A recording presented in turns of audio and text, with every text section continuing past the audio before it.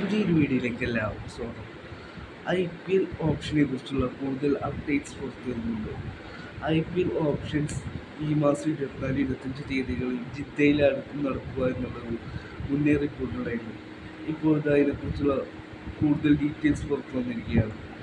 ഈ മാസം 24-25 തീയതികൾ വൈകിട്ട് 3 മണിക്കാണ് ഓപ്ഷൻ നടക്കുക എന്നുള്ളത് ഇപ്പോൾ BCCIയുടെ ഭാഗത്തു നിന്ന് ഒഫീഷ്യൽ കൺഫർമേഷൻ വന്നിട്ടുണ്ട്.